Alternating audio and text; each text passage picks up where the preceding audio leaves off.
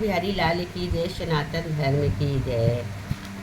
आध्यात्मिक कहानियों में बहुत सुंदर सी कथा है। कथा का नाम है कुरु का जन्म।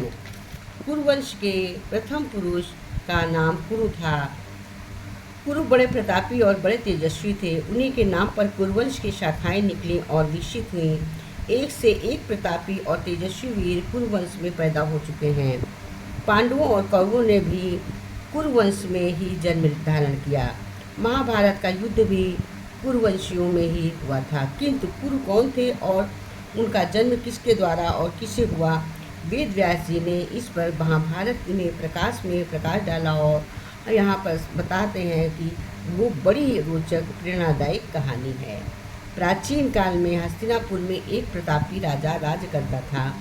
उस राजा का नाम शौरण था। वो सूर्य के समान तेजवान और प्रजा का बड़ा पालक था। स्वयं कष्ट उठा लेता पर प्राण देकर भी प्रजा के कष्टों को दूर करता था।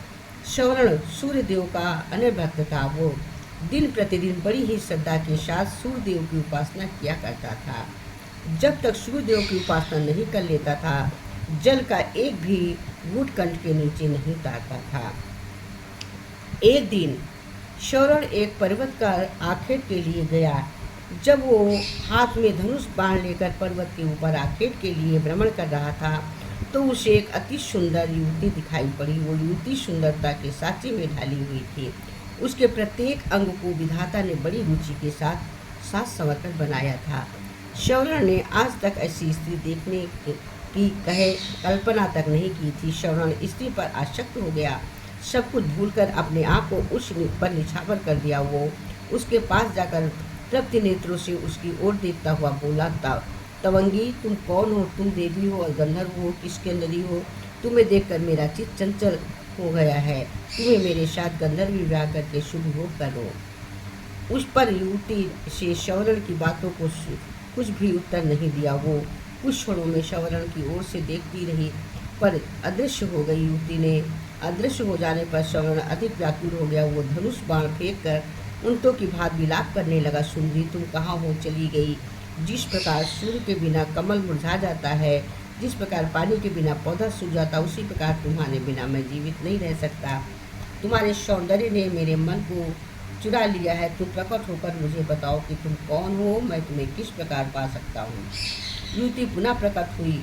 वो शौरण की ओर देखती हुई बोली, राजन, मैं स्वयं आप पर मुक्त हूँ, पर मैं अपने पिता की आज्ञा के बस में हूँ। मैं सूर्यदेव की बेटी पुत्री हूँ। मेरा नाम तप्ती है। जब तक मेरे पिता आज्ञा नहीं देंगे, मैं आपके साथ विवाह नहीं कर सकती। यदि आपको मुझे पाना है तो मेरे पिता को प्रसन्न कीजिए। युवती अपने कथन को समाप्त करती हुई पुनः अदृश्य हो गई। शौरण पुनः उन्मत्तों की भांति विलाप करने लगा। वो अकलित होकर पृथ्वी पर गिर पड़ा और तप्ती की पुकार से सर्वत्र ध्यान करने लगा। शौरण तप्ती को पुकारते हुए धरती पर गिर पड़ा, बेहोश हो गया। जब उसे होश आया तो उसने तप्ती याद आई। फिर आया उसका कथन, यदि मुझे पाना है तो मेरे पिता सूर्यदेव को प्रसन्न कीजिए। उनकी आज्ञा के बिना मैं विवाह नहीं कर सकती। शौरण की रंगों में विद्युत की तरह सी दौड़ गई। वो मन ही मन सोचता रहा, वो तप्ती को पाने के लिए सूर्य की प्रार्थना अवश्य करेगा।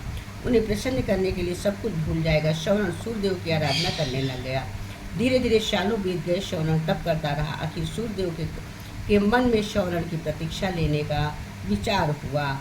रात का समय था। चारों ओर सन्नाटा छाया हुआ था। शौरण आंखें बंद किए हुए ध्यान मग्न बैठा था। सहसा उसके कानों से किसी आवाज़ पड़ी, शौरण, तू यहाँ तब से संलग्न है। तेरी राजधानी आम में आग लग रही है। शौरण फिर भी चुपचाप अपनी जगह पर बैठा रहा। उसके मन में रंगमंच भी दुख नहीं पैदा हुआ। उसके कानों में पुनः आवाज़ आई, शौरण, तेरे कुटुंब के सभी लोग आग में जलकर मर रहे हैं। किंतु फिर भी वो हिमालय से दृढ़ होकर अपनी जगह से बैठा रहा। उसके कानों में पुनः तीसरी आवाज़ कंठ में स्वर हुई, शौरण, तेरी प्रजा अकाल की आग से जलकर भस्म हो रही है। तेरे नाम को सुनकर लोग थू थू कर रहे हैं, फिर भी वो दृढ़तापूर्वक तप में लगा रहा। उसकी दृढ़ता का सूर्य पर प्रसन्न हुए और उन्होंने प्रकट होकर, शौरण, में तुम्हारी दृढ़ता का मुग्ध हूँ, बोलो क्या चाहिए। शौरण सूर्यदेव की प्रणाम कर बोला, देव मुझे आपकी पुत्री तृप्ति को छोड़कर और कुछ नहीं चाहिए। कृपा करके मुझे तृप्ति को देकर मेरे जीवन को कृतार्थ कीजिए। सूर्यदेव ने प्रसन्नता की मुद्रा में उत्तर दिया, शौरण मैं सब कुछ जानता हूँ, तृप्ति भी तुम्हें प्रेम करती है, तृप्ति तुम्हारी है। सूर्यदेव ने अपनी तृप्ति का शौरण के साथ विधिवत विवाह कर दिया। शौरण तृप्ति को लेकर उसी पर्वत पर रहने लगे और रंग रंग में अपनी प्रजा को भी भूल गया। उधर शौरण के राज्य में भीषण अकाल हुआ, धरती सूख गई, कुएं तालाब पेड़ पौधे सूख गए, प्रजा भूखों मरने लगी, लोग राज को छोड़कर दूसरे देश चल जाने लगे। किसी देश का राजा जब रंग रंग में डूब जाता है तो उसकी प्रजा का यही हाल होता है। शौरण का मंत्री बड़ा बुद्धिमान था और उदार हृदय का था। वो शौरण का पता लगाने के लिए निकला। वो घूमता घूमता उसी पर्वत पर पहुंचा जिस पर शौरण तृप्ति के साथ निवास करता था। शौरण के साथ तृप्ति को देखकर बुद्धिमानी मंत्री समझ गया कि उसका राजा स्त्री सौंदर्य जाल में फंस गया। मंत्री ने बड़ी ही बुद्धिमानी के साथ काम लिया। उसने शौरण को वासना के जाल से छुड़ाने के लिए अकाल की आग में जलते हुए मनुष्यों को चित्र बनवाया। उन पर चित्रों को लेकर शौरण के सामने उपस्थित हुआ। उसने शौरण से कहा, महाराज मैं आपकी चित्रों की एक पुस्तक भेंट करना चाहता हूँ। मंत्री ने चित्रों का वो पुस्तक शौरण की ओर बढ़ा दिया। शौरण पुस्तक के पन्ने पलट पलट कर देखने लगा।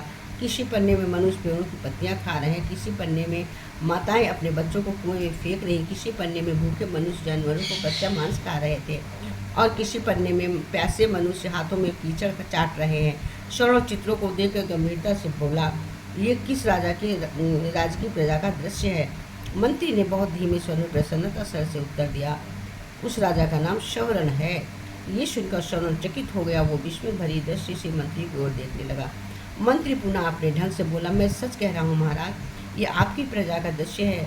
प्रजा भूखों मर रही है, चारों ओर हाहाकार मचा है, राज में अन्न न पानी है, धरती पर छाती फटी जा रही है। महाराजा वृक्ष भी आपको पुकारते पुकारते सूख गए हैं। ये सुनकर शौरण का हृदय कांप उठा। वो उठकर खड़ा हो गया और बोला, अरे प्रजा का ये हाल है, यहाँ मद में पड़ा हूँ, मुझे धिक्कार है। मंत्री जी मैं आपका कृतज्ञ हूँ, आपने मुझे यहाँ गाकर बहुत अच्छा किया। शौरण पत्नी तृप्ति के साथ अपनी राजधानी पहुँचा। उसके राजधानी में पहुँचते ही जोरों की वर्षा हुई, सूखी पृथ्वी हरियाली से ढक गई और अकाल दूर हो गया। प्रजा सुख और शांति से जीवन व्यतीत करने लगी। वो शौरण को परमात्मा और तृप्ति देवी मानकर दोनों की पूजा करने लगे। शौरण और तृप्ति से ही कुरु का जन्म हुआ। कुरु भी अपने माता पिता के समान ही प्रतापी और परमात्मा थे। युगों बीत गए किंतु आज भी घर घर में कुरु का नाम गूंज रहा है। आपने सुना कि कुरु का जन्म कैसे हुआ। कुरु का जन्म कैसे हुआ? श्रवण और तृप्ति से गुरु का जन्म हुआ, जो आज भी घर घर में गुरु के जयकारे होते हैं। बोलिए बांके बिहारी लाल की जय।